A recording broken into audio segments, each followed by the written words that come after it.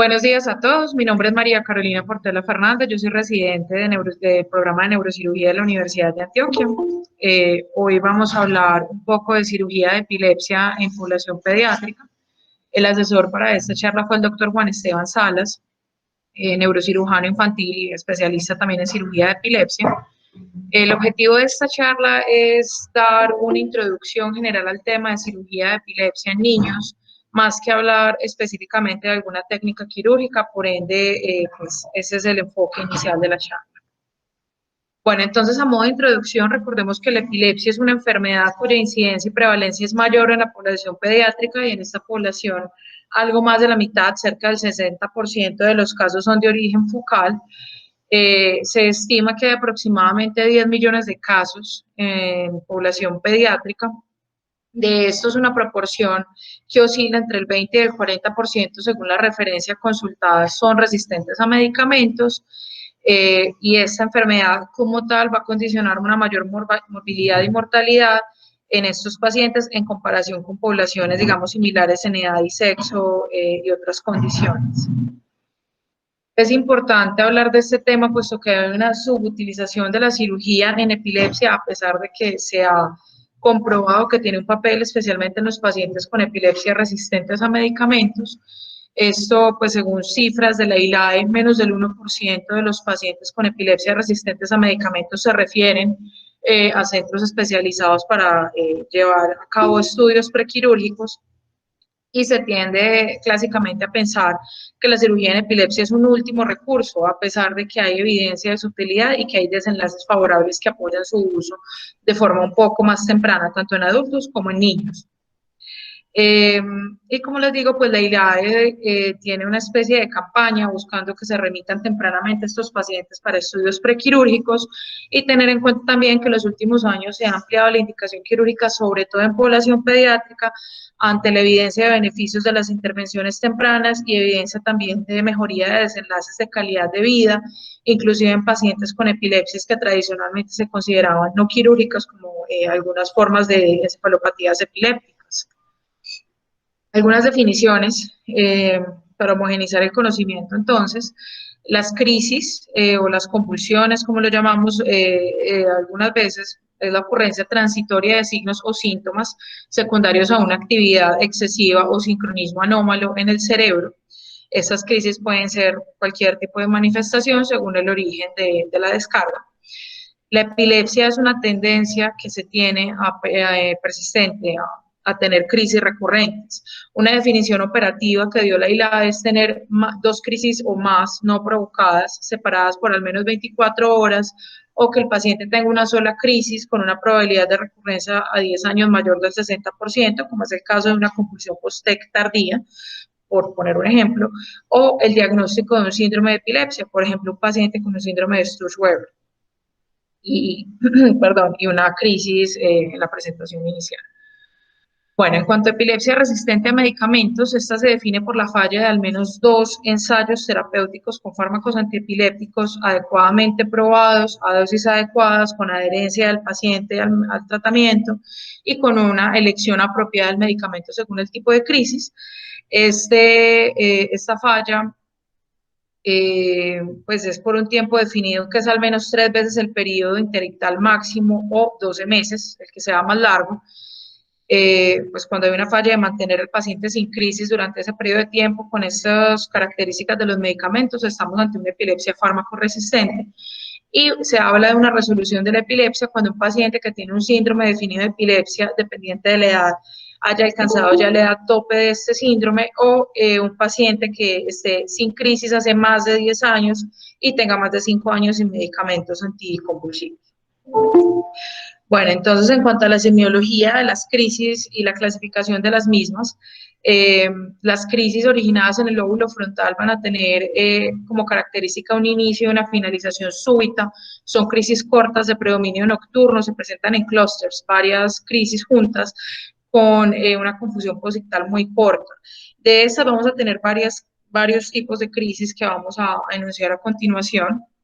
Las operculares van a tener salivación profusa, aprasia orofacial y actividad clónica facial. Las orbitofrontales van a tener cambios autonómicos y crisis hipermotoras. Las perirrolánticas van a ser crisis motrices con movimientos clónicos contralaterales de las extremidades y de la cara. Las crisis originadas en el área motora suplementaria van a tener arresto, detención del habla, posturas en esgrima y versión cefálica. Las crisis dorsolaterales van a tener elevación cefálica y ocular con movimientos clónicos de cara y brazos.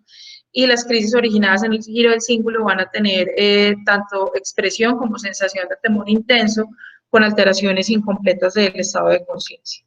En cuanto a las crisis originadas en el lóbulo temporal, en estas las auras van a ser mucho más frecuentes, las crisis van a ser de mayor duración y hay una confusión posictal por un periodo de tiempo significativo. Las crisis mediales van a tener auras abdominales o sensación de miedo, también pueden tener auras olfativas, puede haber automatismos oroalimentarios o motores asociados.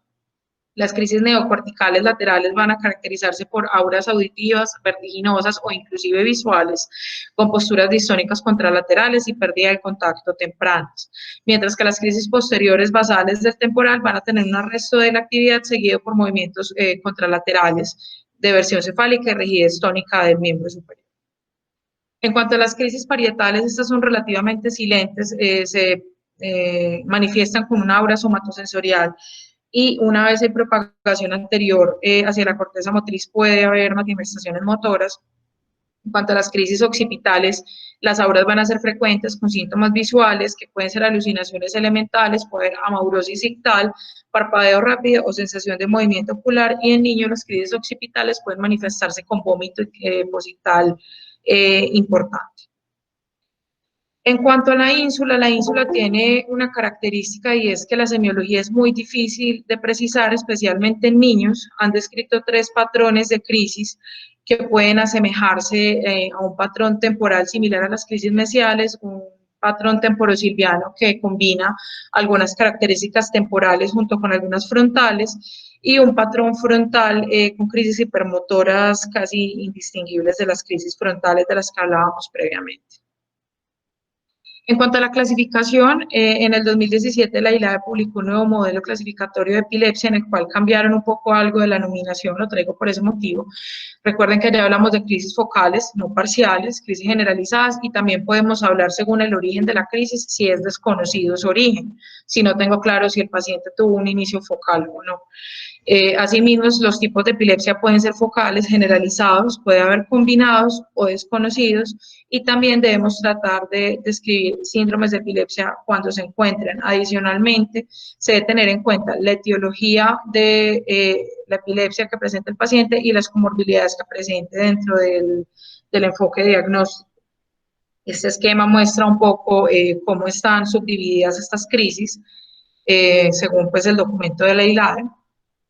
Y también quería traer a colación la clasificación de Engels, que es la clasificación que se utiliza más ampliamente para los desenlaces posterior a una cirugía, en los cuales pues, los pacientes con un Engels clase 1 van a tener ausencia de crisis discapacitantes, mientras que las demás van a tener en diferente medida crisis persistentes, y pues en la mayoría de los estudios van a ser desenlaces desfavorables en cuanto pues a cirugía de epilepsia.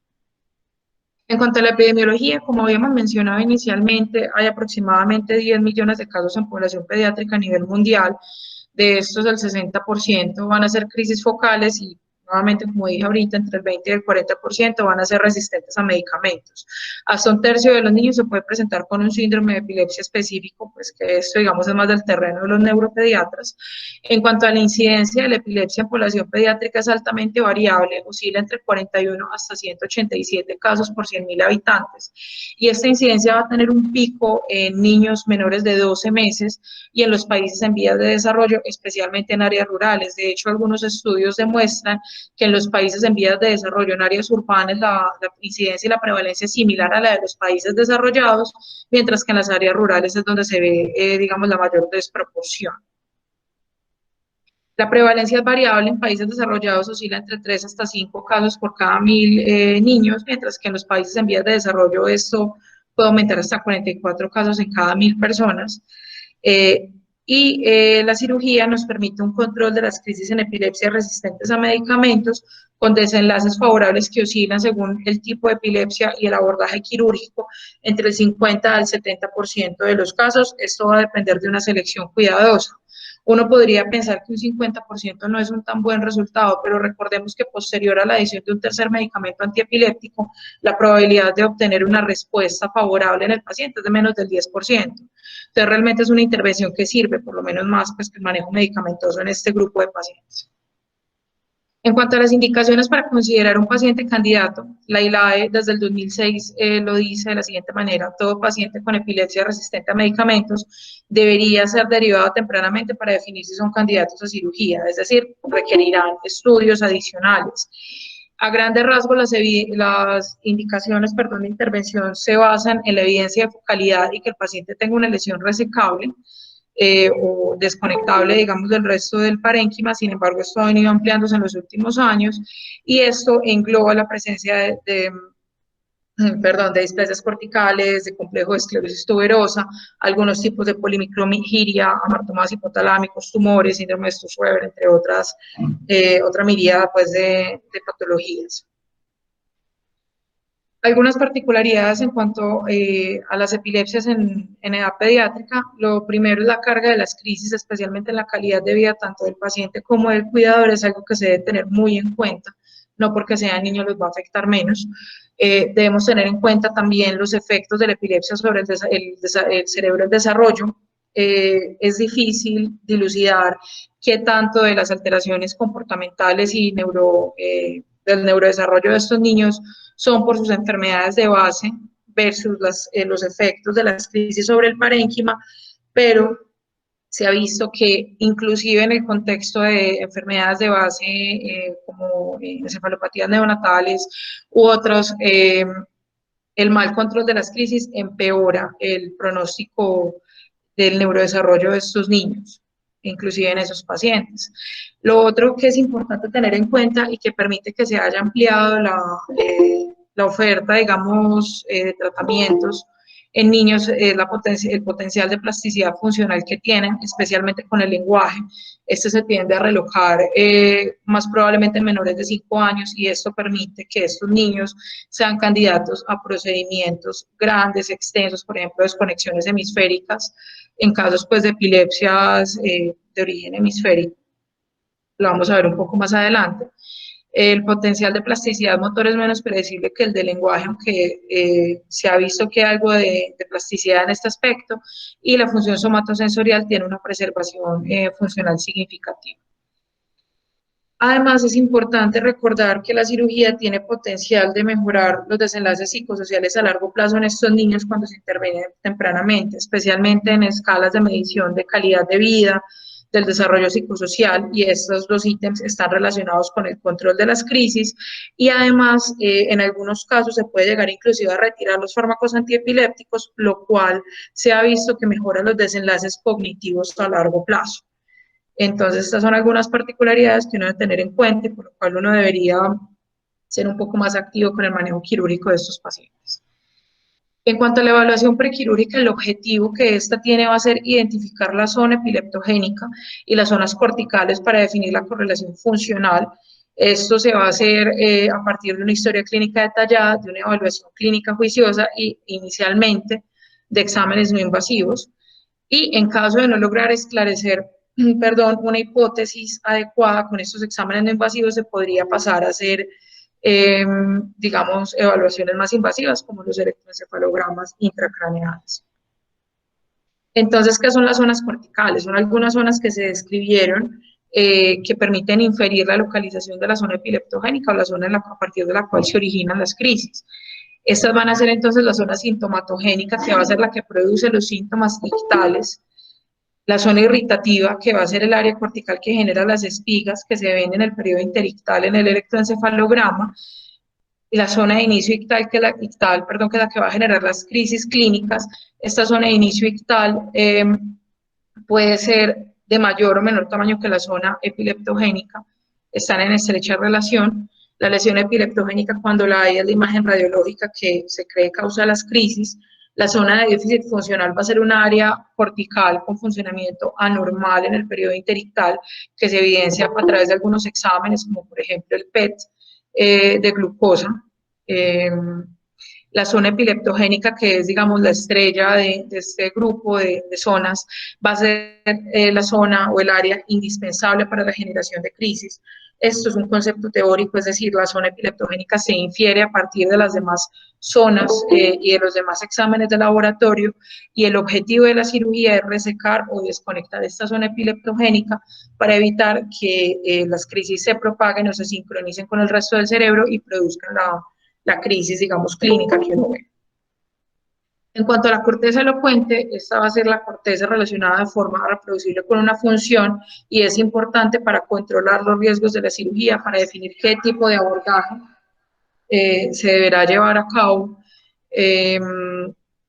para lograr controlar los riesgos de la cirugía y disminuir el riesgo de complicaciones y de déficit posteriores. Bueno, en cuanto a los paraclínicos, inicialmente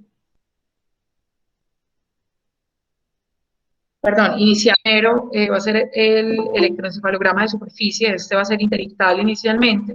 El propósito va a ser identificar anomalías eléctricas interictales. Como ventajas es que pues, tiene a su favor que es de bajo costo y detecta corrientes en todas las orientaciones de la corteza. Sin embargo, su resolución espacial y rendimiento diagnóstico no son tan buenos y por ende se deben complementar con los demás exámenes. El video electroencefalograma extendido lo que va a permitir va a ser un análisis semiológico y correlación con el electroencefalograma. Ahora, durante la crisis, la idea es que durante la telemetría los pacientes tengan una crisis o varias de sus crisis típicas y por esto se hace pues, por un periodo extendido de tiempo. La resonancia de alta resolución lo que permite va a ser detectar la lesión estructural si la hay. Hay protocolos especiales diseñados especialmente enfocados a la detección de esclerosis hipocampal y displasias corticales focales. Sin embargo, hay hallazgos muy sutiles, sobre todo con las displasias corticales, que pueden ser pasadas por alto en caso de evaluadores no expertos, y por eso se recomienda todos estos exámenes evaluarlos en conjunto en una junta. En cuanto a la evaluación neuropsicológica, lo que permite es evaluar la cognición y los déficits funcionales que tenga de base el paciente. Sin embargo, la aplicación es dependiente del evaluador y de la cooperación del paciente, por eso no siempre es fácil aplicar las pruebas neuropsicológicas. El magnetoencefalograma es un examen que pues, no está disponible en nuestro medio, pero donde está presente, permite identificar los campos magnéticos producto de las descargas interictales y tiene una ventaja respecto con el electroencefalograma, y es que tiene un poco de mejor resolución y es más sensible para la actividad cortical superficial. Se utilizan de forma complementaria junto con otros métodos de imagen. La resonancia funcional permite identificar la corteza elocuente. Este va a tener una concordancia aceptable con el test de WADA para la detección de la dominancia del lenguaje. Sin embargo, para la función sensoriomotriz es mucho más confiable a la estimulación cortical directa, pues, que una resonancia funcional. El PET interictal nos permite detectar estas áreas hipometabólicas alrededor del foco epileptogénico, y la importancia radica en que nos puede permitir, junto con la resonancia, identificar la zona de posible lesión donde yo tengo una resonancia negativa, es decir, yo puedo tener una resonancia aparentemente normal, pero con el PET interictal, al fusionar las imágenes, puedo encontrar que realmente hay una anomalía del metabolismo en esa zona que me permita asumir o sospechar que haya allí alguna digamos, funcionamiento anormal que pueda hacer la zona epileptogénica. En cuanto al SPECT, se puede hacer ictal o interictal. El SPECT ictal tiene la utilidad de evidenciar el aumento o la hiperemia asociada a la crisis, que tiene una muy buena correlación con el foco y la zona epileptogénica. Sin embargo, la confiabilidad del examen va a depender del tiempo de la inyección del radiofármaco, entonces requiere pues de una infraestructura especializada para poderlo hacer a tiempo. En cuanto a los tipos de intervenciones quirúrgicas, vamos a tener intervenciones que son más de características paliativas e intervenciones con un objetivo curativo. Estas intervenciones paliativas se van a utilizar más en pacientes con epilepsias o con encefalopatías epilépticas, con pacientes que tengan focos muy extensos de lesión. Entre ellos van a estar la estimulación del nervio vago, la neuroestimulación responsiva, el DBS, la estimulación cortical y las callosotomías. En cambio, con objetivo curativo vamos a tener las modalidades de lesionectomía, lobectomías y hemisferectomías o hemisferotomías, que en realidad es lo que se utiliza más hoy en día. Estas intervenciones con carácter curativo van a tener en términos generales una mayor probabilidad de tener ausencia de crisis en el postoperatorio que las paliativas. Sin embargo, lo mínimo pues en las que rondan la mayoría es 50%. De estas intervenciones, entonces, la primera de la que vamos a hablar, porque es la que se utiliza antes que todas las demás, va a ser el electroencefalograma intracraneal. Las indicaciones para hacer un monitoreo electroencefalográfico intracraneal o invasivo van a ser pacientes que tengan una resonancia negativa para lesión estructural, pero que por los demás exámenes, sea el PET, sea el SPECT, sea el electroencefalograma o cualquier otro examen, estemos sospechando un foco de lesión específico. También en los pacientes que tienen datos discordantes en la evaluación no invasiva, por ejemplo, un paciente con una esclerosis tuberosa que tenga múltiples tubers en la imagen, pero que tenga pues que la semiología, digamos, electrofisiológica, hable de un solo foco de epilepsia. En esos casos también es útil hacer monitoreos intracraneales. También en pacientes en los que se sospeche epilepsias multifocales o multilesionales, como les acabo de explicar, y en pacientes que tengan la zona epileptogénica en proximidad a zonas elocuentes, por ejemplo, área motora, área del lenguaje, y esto pues como para permitir diseñar el mejor método quirúrgico buscando no aumentar la carga mórbida en el paciente. Entonces vamos a tener los registros con electrodos subdurales y de profundidad. Disculpen un momento.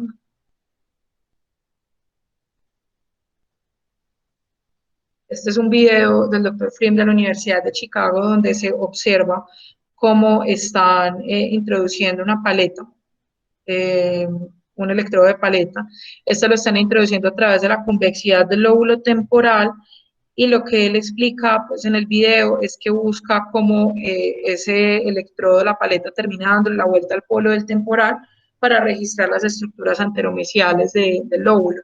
Aquí vemos cómo está utilizando una parrilla, pues o algunos también le dicen una grilla de electrodos para detectar, digamos, el campo de dispersión hacia posterior. Tenemos también el estereoencefalograma. El estereoencefalograma tiene la ventaja que permite pues, la colocación estereotáctica de múltiples electrodos profundos. Va a permitir el monitoreo de estos con mínima invasión, pues como vieron en el video anterior, el monitoreo con electrodos subdurales requiere craneotomías amplias, en cambio esto requiere trépanos con taladro pequeñitos. No se recomienda en pacientes menores de 2 años o con alteraciones cognitivas o comportamentales graves por la incomodidad pues, de tener los electrodos en la cabecita. Y pues la morbilidad asociada ronda el 7%, especialmente por hemorragia de infección, pero en términos generales pues no es tan elevada. Sin embargo, como está el potencial de tener eventos adversos graves asociados a estas intervenciones, no se deben utilizar como un tamiz para todo el mundo, sino solamente para los pacientes en los cuales se tiene la duda sobre el foco de la epilepsia específicamente, pero que el grupo de epilepsia crea que esos pacientes van a beneficiarse de algún manejo quirúrgico, ¿cierto? Para que valga la pena el balance riesgo-beneficio. Entonces, en este video vemos cómo están introduciendo el electrodo. Primero se introduce pues, una guía que se ancla al cuero cabelludo, posteriormente, pues, haciendo las mediciones del caso, se introduce el electrodo según el planeamiento estereotáctico. Eso se puede hacer con marco de estereotaxia convencional o se puede hacer con brazos robóticos también. Y en cuanto a la electrocorticografía, es un adjunto que se puede utilizar durante la intervención. Se utilizan electrodos similares a los subdurales, inclusive pues, con el mismo electrodo subdural que yo implante, previamente puedo hacer electrocorticografía durante la cirugía y me permite delimitar dónde están las alteraciones interictales eléctricas. Adicionalmente tiene una importancia sobre todo en pacientes con lesiones. Hay un remodelamiento de la corteza alrededor de la lesión específica que puede condicionar tejido epileptogénico alrededor de la lesión y que sea necesario sacar este tejido alrededor de la lesión. Entonces, la utilidad de la electrocorticografía pues, radica, digamos, en estos contextos en los cuales yo debo definir hasta qué punto ampliar la resección o también definir dónde tengo pues las áreas elocuentes también. En cuanto a las lesionectomías son el grupo de intervenciones que se encargan pues, de manejar las epilepsias resistentes a medicamentos originadas de lesiones corticales, sean estas tumores, pueden ser cavernomas, malformaciones arteriovenosas, entre otros. Básicamente cualquier lesión visible en la resonancia puede ser candidato a una lesionectomía. Más de la mitad de los pacientes logran un desenlace favorable con este tipo de intervención cuando está adecuadamente planeada. Hay que tener algunas consideraciones en cuenta, y es que en el caso, por ejemplo, de las epilepsias multifocales se pueden requerir varios procedimientos o inclusive puede ser preferible otro tipo de intervenciones un poco más generalizadas. Los pacientes que tienen mejores desenlaces suelen ser los que tienen resección completa de la lesión. Además, como les estaba explicando ahorita, puede haber un tejido perilesional con potencial epileptogénico y allí radica la importancia de la electrocorticografía durante la intervención. Además, el mapeo cortical intraoperatorio que se hace con los mismos electrodos permite una máxima resección minimizando la posibilidad de déficit neurológico asociado. En cuanto a las lobectomías temporales, pues la epilepsia del lóbulo temporal sigue siendo la causa más frecuente de epilepsia resistente a medicamentos en niños, a pesar de que en los niños vemos más etiologías extratemporales que en los adultos, que es una diferencia importante. Dentro del grupo de lobectomías temporales tenemos las lobectomías temporales anteromediales o estándar y también tenemos las amigdalohipocampectomías selectivas. Estas pueden tener varios abordajes. Los desenlaces clínicos son similares con las tres, la mejoría de las crisis oscila entre el 60 y el 80% en población pediátrica, algunos estudios hablan hasta el 90%, sin embargo, ahorita más adelante vamos a ver un metaanálisis reciente pues, que muestra que quizás pues, no es tan alto como el 90%, pero sí es un muy buen porcentaje de mejoría de las crisis. Como riesgos asociados tienen pues, las cuadrantanopsias homónimas asociadas a las alteraciones de las radiaciones ópticas, los déficits del lenguaje y raramente hemiparesia.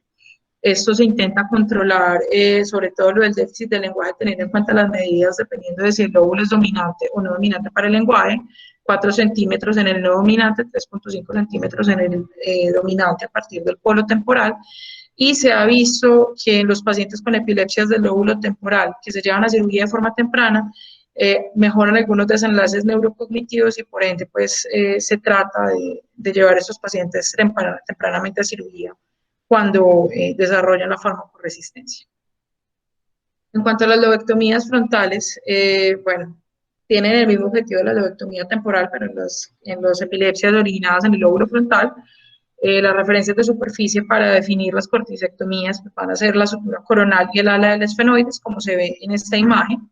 Esta es del Neurosurgical Atlas. Posterior a hacer la corticotomía posterior se hace la transección lobar medial y se debe tratar de respetar la porción posterior de la corteza orbitaria para evitar alteraciones comportamentales graves. En cuanto a los procedimientos de desconexión, la indicación pues, van a ser epilepsias de un origen más difuso, pero dentro de los mismos lóbulos, sea el lóbulo frontal, parietal u occipital. Nuevamente, los procedimientos extratemporales en los niños son frecuentes, también alrededor del 20%. Hoy en día se prefiere, cuando está la posibilidad de hacer ambos procedimientos, con la excepción del lóbulo temporal, hacer desconexiones en vez de lobectomías, puesto que el control de crisis es equiparable, pero las complicaciones por sangrado, hidrocefalia y tiempo quirúrgico son menores en el grupo pues, de los pacientes llevados a desconexiones. Entonces, los tres tipos grandes de desconexiones que tenemos van a ser las desconexiones del lóbulo frontal, la desconexión temporoparieto-occipital y las desconexiones parieto-occipitales. La desconexión frontal tiene un trazo muy similar al de la lobectomía que habíamos visto previamente, se incluye el genio del cuerpo calloso también. Aquí vemos pues una imagen postoperatoria mostrando la zona pues, donde se hace la desconexión. En cuanto a las desconexiones temporoparieto-occipitales o el cuadrante posterior, es un poco más complejo, puesto que incluye desconexiones del lóbulo temporal, incluye amígdalo, hipocampectomía, perdón, e incluye desconexión también del lóbulo parietal y del occipital. Entonces, tiene una mayor cantidad de cortes, pero el fundamento es el mismo. Y las desconexiones parietoccipitales, pues en realidad son más enfocadas a la parte más posterior del hemisferio, pues incluyendo el esplenio del cuerpo calloso para desconectar exitosamente esta porción del hemisferio. En cuanto a las callosotomías, que también son un procedimiento de desconexión un poco más específico, la indicación es más de tipo paliativo en pacientes con crisis generalizadas o que sean focales, pero con una generalización rápida, especialmente los drop attacks, sobre todo pues sean estos de tipo atónico, tónico, y en pacientes que ya tengan discapacidad cognitiva. Estos pacientes con callosotomías muestran mejoría en la frecuencia e intensidad de las crisis. Como consideraciones, en la medida de lo posible se trata de hacer callosotomías anteriores, preservando el esplenio del cuerpo calloso para disminuir el riesgo de síndrome de desconexión hemisférica, manteniendo el control de crisis. Y además se han desarrollado técnicas asistidas por endoscopia y ablativas con láser, que son de introducción reciente, pero que están mostrando resultados. La endoscópica ya ha demostrado por resultados equiparables a la técnica convencional y las técnicas ablativas, digamos, pueden tener un poquito menos de control postoperatorio de las crisis, pero tienen la ventaja de ser menos invasivas que estos otros abordajes. Bueno, para recordar un poco la anatomía del cuerpo calloso, ¿cierto? A medida que las crisis sean prefrontales o premotoras, por eso se va a preferir la desconexión de los 2/3 anteriores del cuerpo calloso sobre, digamos, la porción posterior de este. En cuanto a las hemisferotomías, que son otro procedimiento de desconexión, pero este ya mucho más grande, pues van a ser enfermedades hemisféricas con un daño unilateral grave.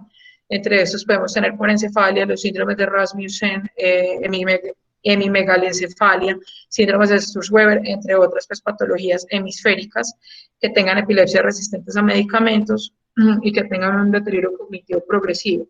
Hoy en día se prefieren las hemisferotomías funcionales a las hemisferectomías, puesto que digamos, secciones o desconexiones únicamente del parénquima evitan la hemosiderosis superficial y las tasas altas de hidrocefalia, a las cuales se asocian las hemisferectomías.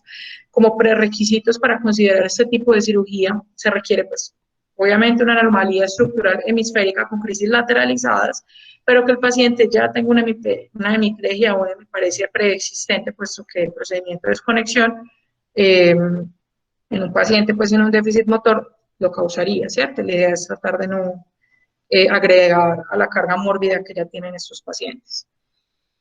Hay varios tipos, están las hemisferotomías modificadas que requieren obligatoriamente neuronavegación, también hay una perinsular que primero hace una desconexión circular alrededor de la ínsula y por último decortica el lóbulo de la ínsula. Y tenemos también las hemisferotomías parasagitales, que son el ejemplo que traigo aquí, se hace pues un abordaje interhemisférico, inicialmente una callosotomía, también se desconecta fornix, posteriormente alrededor del tálamo y ya van hasta el foramen de Monro. En estos pacientes es importante, pues en quienes se considere este abordaje es importante verificar que no tengan una arteria pericallosa bihemisférica, puesto que esto es una contraindicación para este procedimiento en particular, el riesgo de infarto bilateral de ambos frontales. Y también están las hemisferotomías asistidas por endoscopia que permiten hacer procedimientos similares, pero con heridas mucho más pequeñas. En cuanto a la estimulación del nervio vago, este es un procedimiento pues ya de tipo paliativo, que tiene como indicaciones las epilepsias focales que no hayan podido ser llevadas a cirugía por algún motivo, o epilepsias multifocales. También se puede utilizar en los drop attacks o en otros tipos de epilepsias un poco más serias o encefalopatías epilépticas como el síndrome de Lennox-Gastaut o también en los pacientes con esclerosis tuberosa y en los pacientes que hayan tenido una falla de la cirugía resectiva. La FDA lo tiene aprobado para pacientes mayores de 12 años, sin embargo hay estudios observacionales pues, reportando su uso de forma off-label en menores de esta edad. El procedimiento es importante tener en cuenta que se debe estimular el nervio vago izquierdo para disminuir el riesgo de arritmias cardíacas asociadas por las descargas y este dispositivo permite un control de crisis que oscila entre el 50 y el 60%, y hay algunos indicios que también mejoran un poco ánimo, cognición y memoria, por lo cual se han estado describiendo unos usos adicionales a la epilepsia, pues que digamos eso ya es tema de otra conversación. Y es importante tener en cuenta que hasta el 16% puede requerir revisión o reemplazo, sea por falla de la terapia, por disfunción de del sistema, que los pacientes no toleren los eventos adversos. Pues que hay algunos pacientes que a pesar de implantárseles el dispositivo en el lado izquierdo, pues van a presentar arritmias o síntomas vasovagales asociados. Y hay otra serie de procedimientos mínimamente invasivos que se han venido desarrollando últimamente.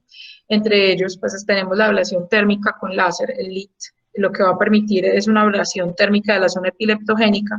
Se ha utilizado especialmente en esclerosis mesiales del temporal, amartomas hipotalámicos y lesiones periventriculares.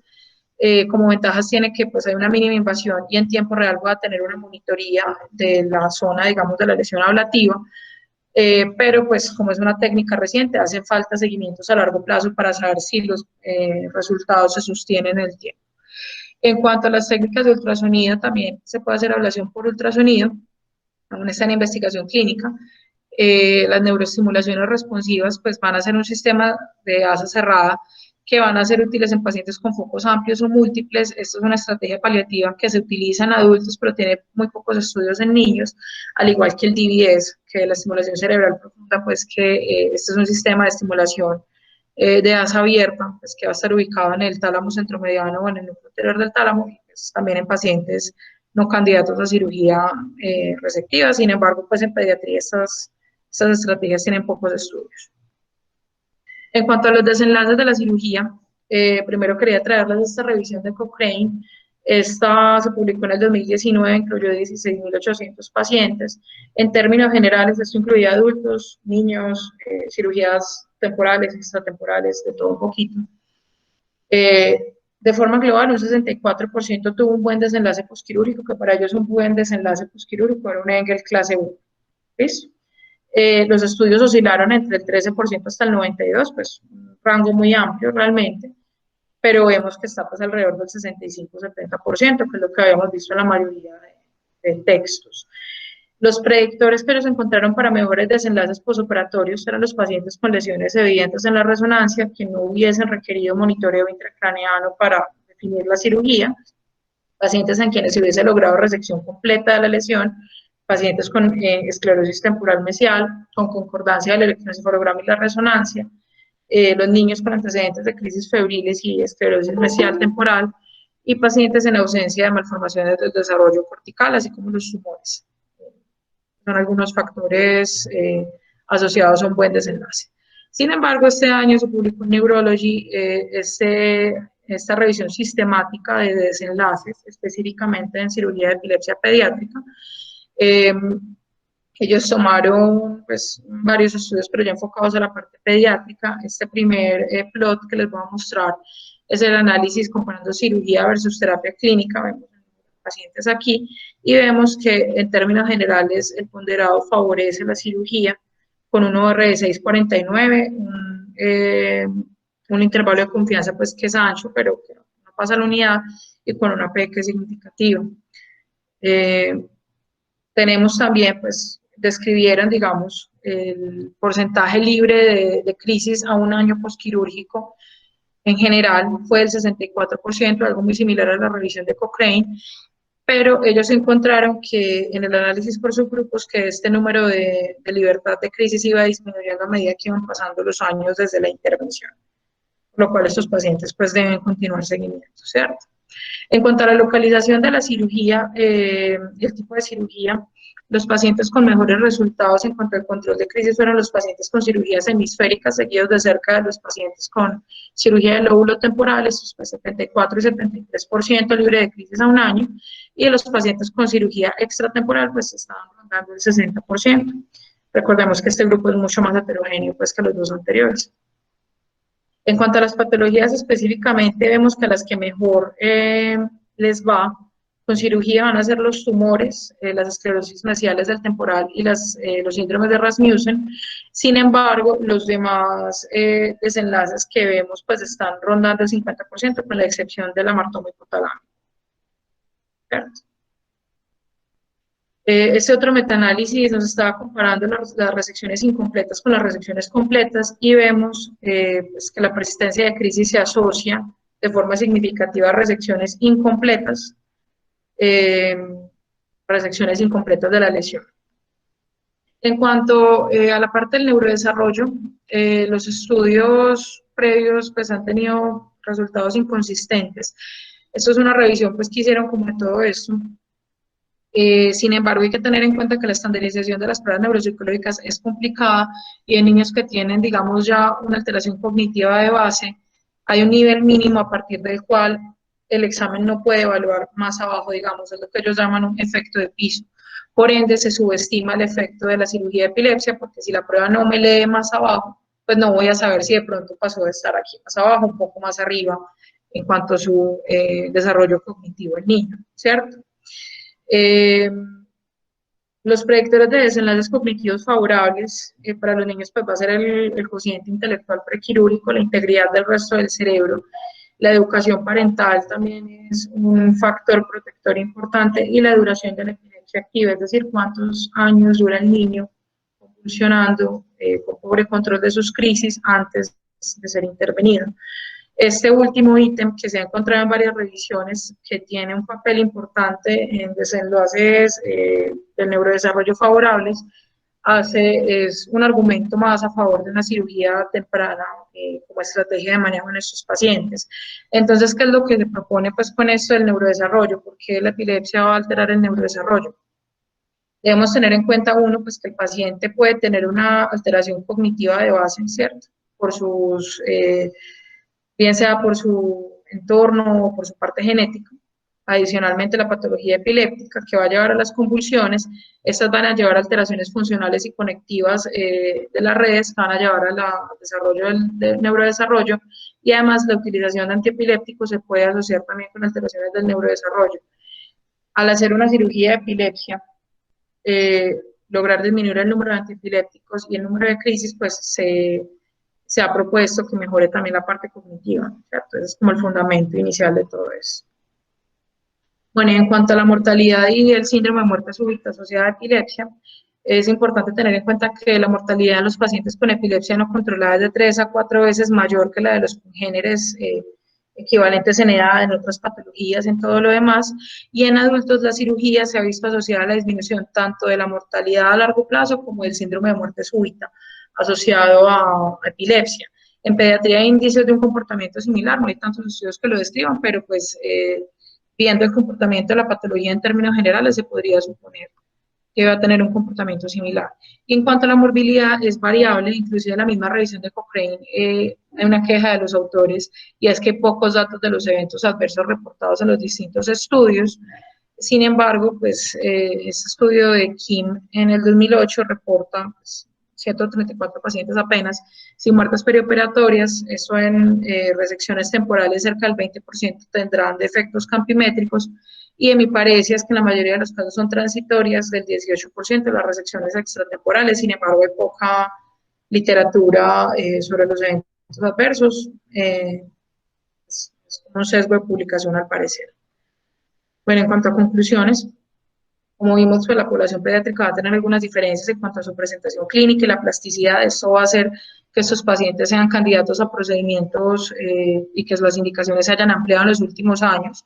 Hace varios años era impensable pensar que iban a operar un niño con un Lennox-Gastaut o que iban a operar un niño con epilepsia generalizada. Hoy en día se les ponen estimuladores de nervio vago buscando controlar las crisis, ¿cierto? La cirugía de epilepsia va a tener desenlaces favorables tanto al manejo de las crisis y en algunos casos superior al manejo médico, sobre todo en epilepsias temporales. Por ende, es importante tener en la mente que el uso de la cirugía de epilepsia debe ser un poco más temprano en estos pacientes, puesto que es una alternativa válida de manejo. Aparentemente las complicaciones y la mortalidad no son tan frecuentes, sin embargo, pues está este sesgo de publicación, lo cual pues se requiere más estudios precisos al respecto, pero aparentemente no son tan elevadas las complicaciones y por ende pues valdría la pena intentar darles este manejo adicional a los pacientes. Muchas gracias. Comentarios, dudas, inquietudes.